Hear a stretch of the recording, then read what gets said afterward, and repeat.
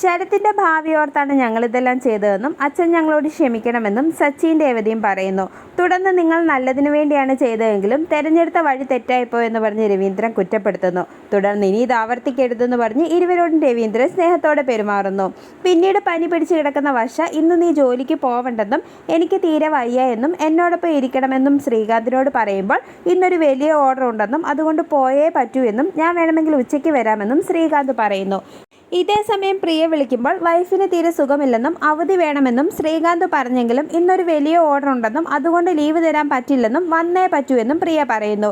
ഇത് കേട്ട് നിനക്ക് എന്നേക്കാൾ വലുത് ജോലിയാണോ എന്ന് ചോദിച്ച് വർഷ ദേഷ്യപ്പെട്ടെങ്കിലും ശ്രീകാന്ത് ജോലിക്ക് പോകുന്നു.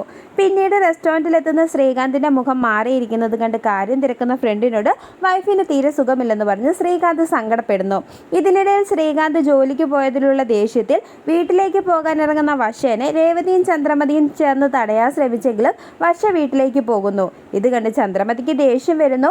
ഇതേ സമയം അവിടെ എത്തുന്ന സച്ചി കാര്യം തിരക്കുമ്പോൾ വർഷയും ശ്രീകാന്തും തമ്മിലുള്ള വഴക്കിനെ പറ്റി രേവതി പറയുന്നു. പിന്നീട് ശ്രീകാന്തിനെ വിളിക്കുന്ന ചന്ദ്രമതി നിന്റെ ഭാര്യ പിണങ്ങി വീട്ടിലേക്ക് പോയി എന്ന് പറഞ്ഞ് വർഷേനെ കുറ്റപ്പെടുത്തുകയും അവൾക്ക് തീരെ അനുസരണയില്ലെന്നും പറയുന്നു. തുടർന്ന് ഞാൻ തിരികെ വരുമ്പോൾ വർഷേനെ കൂട്ടിക്കൊണ്ട് വരാമെന്ന് ശ്രീകാന്ത് പറയുമ്പോൾ അതിൻ്റെ ആവശ്യമില്ലെന്നും ഇനി അവളെ വിളിക്കരുതെന്നും വരുമ്പോൾ വരട്ടെ എന്നും അവളൊരു പാഠം പഠിക്കട്ടെ എന്നും ചന്ദ്രമതി പറയുന്നു.